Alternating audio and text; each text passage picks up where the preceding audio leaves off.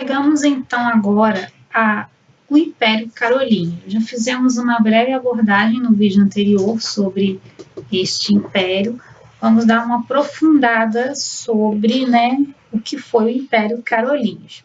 A primeira coisa que nós devemos nos situar é a localização do Império Carolíngio. Então, o Império Carolíngio, ele abrangia o que hoje corresponde à França, Bélgica, Alemanha, Itália e outros países ali da Europa Central. Né?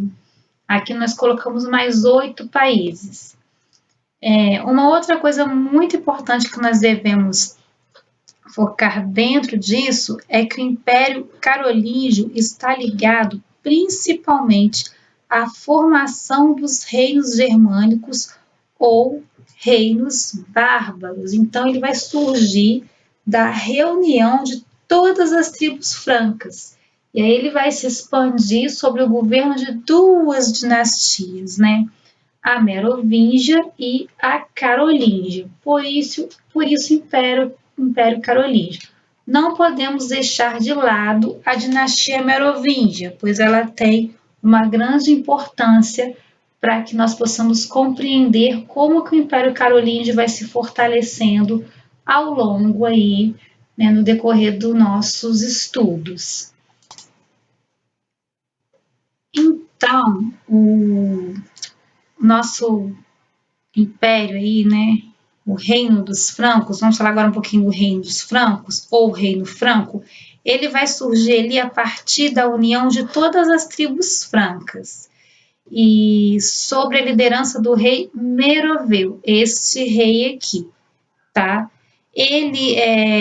O rei Meroveu foi um importante guerreiro, nós não podemos deixar isso de lado, né? Então, sob a liderança do rei Meroveu, essa dinastia é dividida em 2 famílias. Hoje nós temos a dinastia Merovingia, que governou os francos do século V ao século VIII.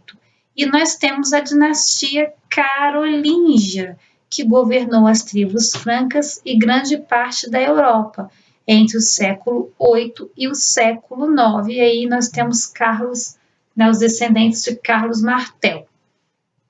Dando prosseguimento aqui, a dinastia Merovingia recebeu este nome por causa de um importante guerreiro franco chamado Meroveu. Então, os principais reis dessa dinastia descendiam desse guerreiro chamado Meroveu.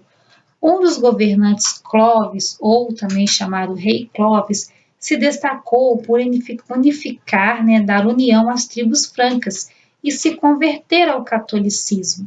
Então, com a conversão do rei Clovis, com a conversão do rei Clovis ao catolicismo, o reino ali, franco, consideravelmente vai se tornar um grande aliado do Papa. Então, Clovis também vai se tornar um grande aliado do Papa.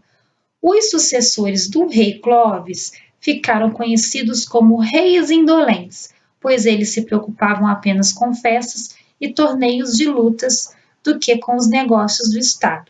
É importante a gente frisar aqui nessa imagem que essa união ali, do reino franco, das tribos do reino franco e o reinado de Clovis, que vai de 481 a 511, dando essa unificação das tribos francas e a conversão ao catolicismo, vai ter o apoio do Papa, aí nós vamos ter o patrimônio de São Pedro, e aqui nós temos os antigos estados papais, que atualmente é o Vaticano. Então, vocês tenham sempre isso em mente. É aqui, nesse período, que vai começar a surgir o Vaticano.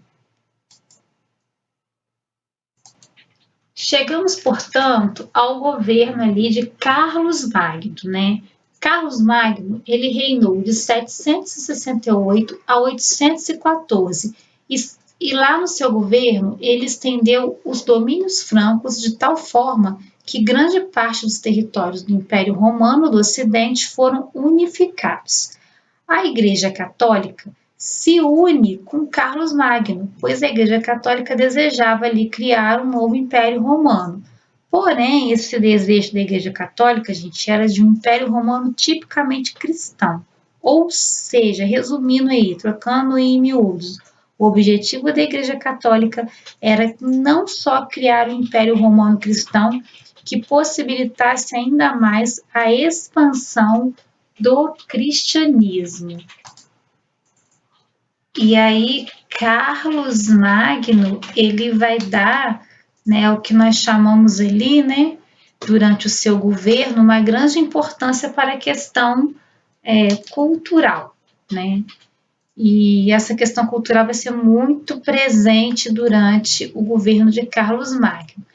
Então, o que vai acontecer? A questão cultural e educacional é tão presente, tanto que ficou conhecida como Renascimento Carolíngio. Aqui nós temos exemplo da educação, artes e conhecimento, e cada um vai se subdividir dentro das suas respectivas áreas. Isso aqui vocês vão estudar mais aprofundadamente no 7º ano, tá bom? Então, vamos dar prosseguimento aqui. Também vamos ter a questão de hierarquia, né, dentro do Império Carolíngio, onde os duques eram as pessoas que comandavam os exércitos, os condes eram aqueles que arrecadavam, né, os impostos, e os marqueses que controlavam as fronteiras. Então é importante a gente observar que esses títulos de nobreza que vão surgindo ao longo da Idade Média surgiram aqui, no Império Carolíngio. Chegamos aí agora à divisão do Império Carolíngio. Como que isso aconteceu, né? Com a morte de Carlos Magno, este daqui, né?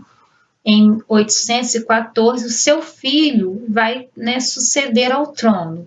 É importante observar que durante o governo de Carlos Magno, os senhores feudais eram importantes aliados, só que muitos desses senhores feudais possuíam exércitos armados, e estes exércitos consideravelmente sempre ficavam tentando o controle de tudo, e principalmente derrubar, né, alguns reis, né, algumas monarquias que estavam ali se formando. E os 3 filhos do rei ali, no caso, né, que sucedeu Carlos Magno, eles vão brigar durante cerca de 3 anos, né? Eles não vão se entender, esses 3 reis, né? E o que vai acontecer? Eles vão, em 843, quando os 3 filhos eles entram em um acordo para que o reino tivesse mais sossego, mais paz. Então, os 3 filhos deste rei brigaram ali por cerca de 3 anos, e aí esta guerra foi uma guerra mesmo, a briga entre eles. Só vai terminar no ano de 843, mediante um acordo que ficou conhecido como Tratado de Verdun.